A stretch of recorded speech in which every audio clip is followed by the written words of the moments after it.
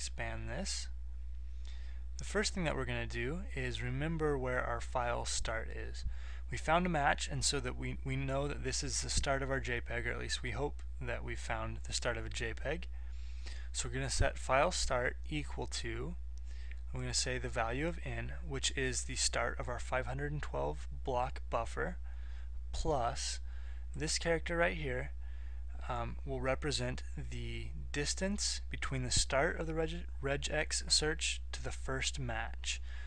So we've got our 512 byte, and it's going to begin to look from here, and then let's say it matches it here. So this to the beginning of the point is now going to be beginning of the in file is going to be our file start. I don't know if that made sense, but we'll just keep going, and when we run the program it will maybe be a little bit more clear. Then we're going to go ahead and set our in value back to that file start, so that instead of being anywhere else in the match or at the end of it, it will be at the beginning. Next we're going to go ahead and print some information for the user so that they can see that, hey, we've actually found a header. So it's going to say print header, I'll come to this in just a second, is found at location file start.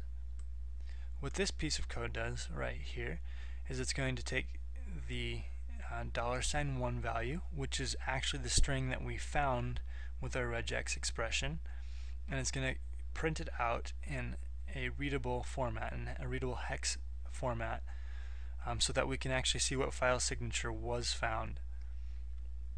The next we're going to declare another variable called file end. Hopefully we'll use this to hold the location of the trailing file signature, that FFD9.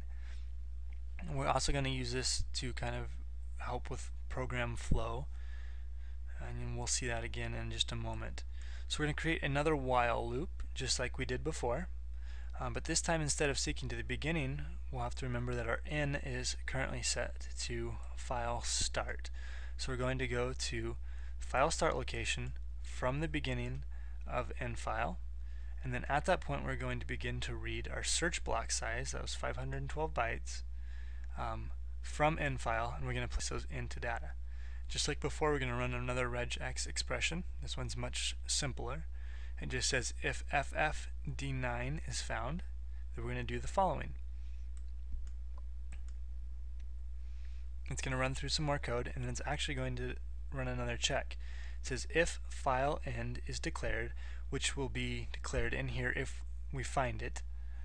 If file end is declared, we're going to go ahead and break from this function, and then that will cause us to then go ahead and exit this, and then go back and start looking for the next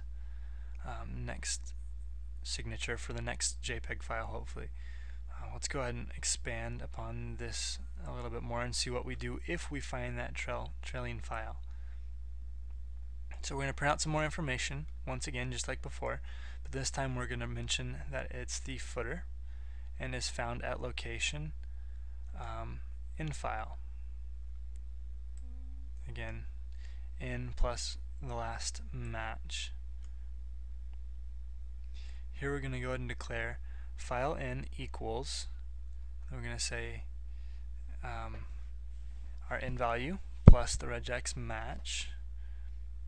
Then from here we're going to go ahead and open a file, but this time instead of read-only mode, we're going to go ahead and put it in write-only mode. We're going to name it with the location it is in memory, so it will be called whatever the file start value is, and then we're going to append that with the .jpeg. That way the computer will know what type of file it is and how to handle it. And then again, once again, we're going to put our file in binary mode just as we did with our in file. Now we're going to set our in to the file start here, so we're going to reset that number to the beginning where we had first found that file signature, and we're going to do yet another while loop. Like I said before, this is probably not the most eloquent code, but it's just meant to be a progressive way to kind of see the logic behind file carving. So while in, which is currently at file start here, is less than file in plus 2, do the following. Now you might be wondering why file in, or why this has the plus 2 here. we have this FFD9, and if we don't include that +2, it's going to go all the way up to the beginning of that signature where we found it, but it's going to exclude that, and we want to make sure that that FFD9 is included in the file that we're outputting. Next, we're going to go and do a seek to the beginning of the file, where N is currently located. We're going to read 1 byte of data, and then we're going to print it to our out file. Then we're going to increment N one more time, and we're going to continue to go through this until we get to the end of our file.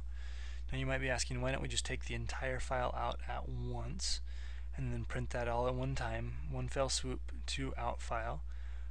Well, one of the problems with that is that you don't necessarily know the size of your file. We could make some checks to say that this is the maximum size of file that we're looking for.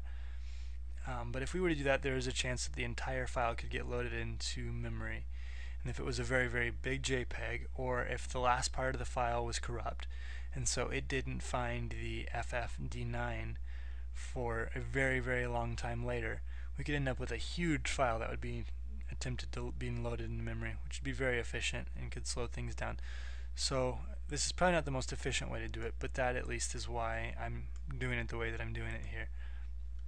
So this will actually print our file out. Again, I showed this before. This is our if file ends, and just like above, that will go ahead and then increment the block size and continue to look if it doesn't find it. Let's go ahead and minimize our while code. So it's going to run through that loop. Oops.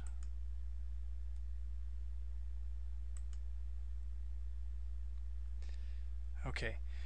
One of the last checks that we're going to show, the last line towards the end here of this subroutine, is if not file end, then we're going to go ahead and tell it to die. It's going to say no footer file found for file. What this basically does, if we find a header and then we search through the entire rest of the file and don't find a footer, we just don't want it to go back and then continue to search for more headers, because we know that those headers are not going to have a footer either. So that's what that line does, is it just prevents us from doing a lot of useless searches. So let's go ahead and run this tool really quick just so we can see what it will do.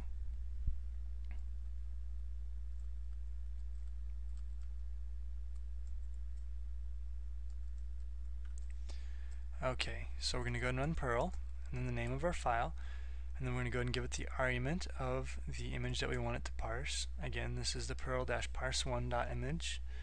We're going to go ahead and run it. Now, as you can see, it shows the header, what that header is that it found. Again, the FFD8FF is the string that it found, and it's found at location 512. The trailer, or the footer, was found at 2600. Let's go ahead and see what we have. You can see that we have 2 JPEG files in this folder. The first one is 512.jpg, which you can see that our first match again was at 512, and the second one is 3313.jpg. Now those are on my desktop, so let's go ahead and minimize this and see what we have here. You can see there are 2 new JPEG files on the desktop. These are what we just pulled from the parse1.image.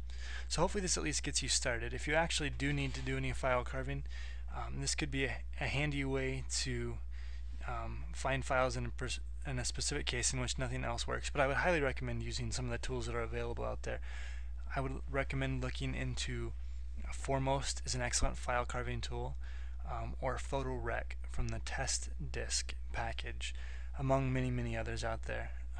But this at least gives you an idea on how those programs begin to pull information out of what seems to be a big pile of junk. So with that, I'm going to go ahead and conclude this first episode, but I'd like to thank you for watching. Please log on to hackia.com and download any of the code or images that you might need, and feel free to give any comments either about the code or about future episodes, anything you can think of really, and we'll see what we can come up with. Thanks for your time, and have a great day.